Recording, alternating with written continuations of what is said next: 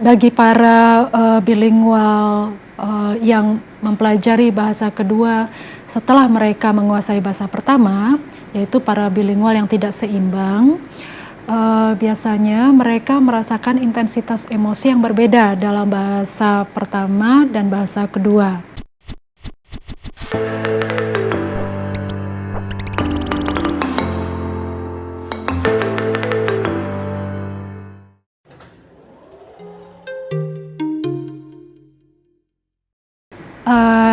Ya, pertama-tama saya harus menjelaskan dulu hubungan antara bilingualisme dan sistem emosi, karena banyak riset filsafat, psikologi, dan neuroscience yang menunjukkan bahwa pemikiran moral dan pertimbangan moral itu sangat berhubungan dengan sistem emosi. Nah, bagi para bilingual yang mempelajari bahasa kedua setelah mereka menguasai bahasa pertama, yaitu para bilingual yang tidak seimbang, biasanya mereka merasakan intensitas emosi yang berbeda dalam bahasa pertama dan bahasa kedua, di mana biasanya intensitas emosi ini akan terasa lebih kuat dalam bahasa pertama ketimbang bahasa kedua, karena bahasa pertama juga adalah bahasa yang dominan dalam hidup mereka.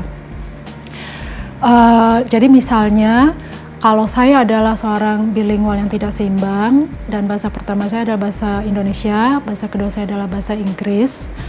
Pada saat saya ingin mengungkapkan kesedihan, misalnya kalau saya kehilangan orang tua saya akan merasa kesulitan untuk mengungkapkan kesedihan saya lewat kata-kata dalam bahasa kedua saya atau bahasa Inggris.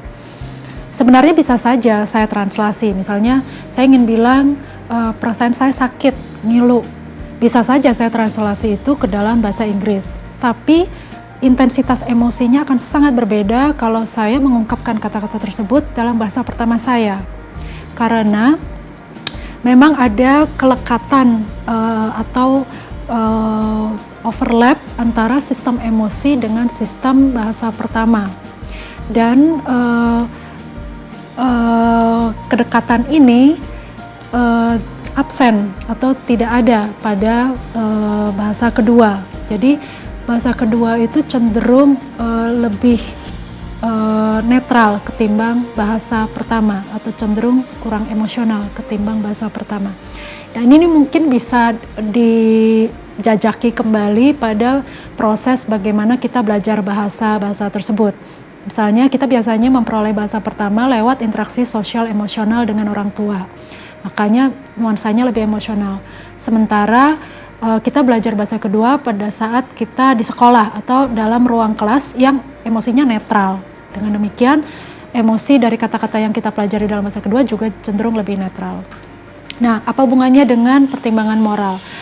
Banyak penelitian yang menunjukkan bahwa karena ada kelekatan antara sistem emosi dengan bahasa pertama dan kerenggangan antara sistem emosi dengan bahasa kedua, maka bilingual yang tidak seimbang akan memiliki pertimbangan moral yang berbeda dan akhirnya mengambil keputusan yang berbeda tergantung pada konteks bahasa apa yang dia gunakan untuk mengambil keputusan tersebut. Jadi contohnya, suatu penelitian yang dilakukan oleh Albert Costa dan rekan-rekan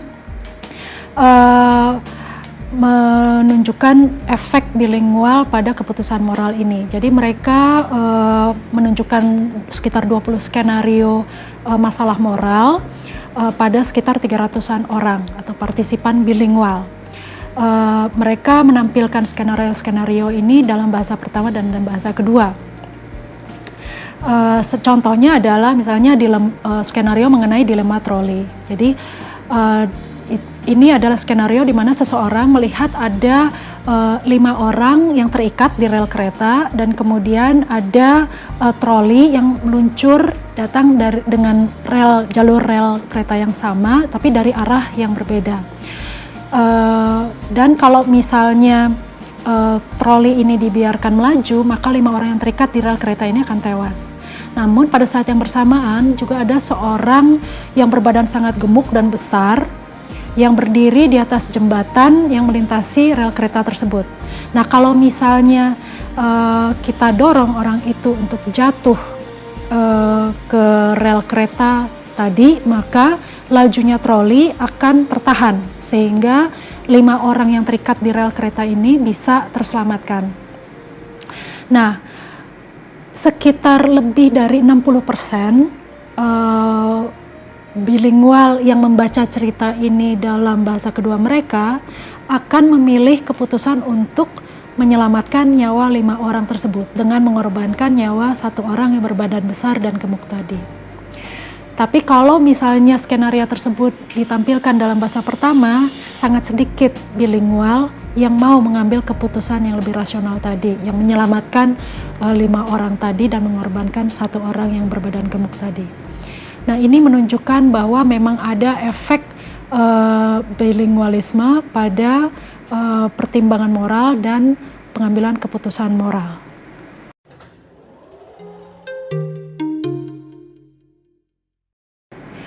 Ya, bilingualisme atau multilingualisme bisa membuka jalan untuk mendapatkan pengetahuan-pengetahuan dari berbagai kelompok pembicara yang berbeda dan kelompok budaya yang berbeda. Dengan demikian, menjadi bilingual atau multilingual akan memfasilitasi penggalian makna-makna baru dari berbagai hal-hal yang mempengaruhi pembentukan nasionalisme itu sendiri. Hal-hal lain yang mempengaruhi pembentukan nasionalisme itu seperti misalnya sense of belonging, kemudian keterlibatan dalam masyarakat, dan keterikatan budaya. Kita bisa lihat dampak positif dari bilingualisme, multilingualisme terhadap nasionalisme lewat sejarah bangsa kita sendiri.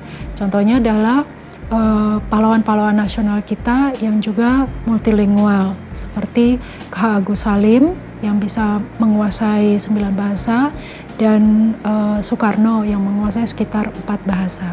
Jadi menurut saya, bilingualisme dan multilingualisme justru berdampak positif bagi pembentukan nasionalisme yang baik, bukan nasionalisme yang sempit.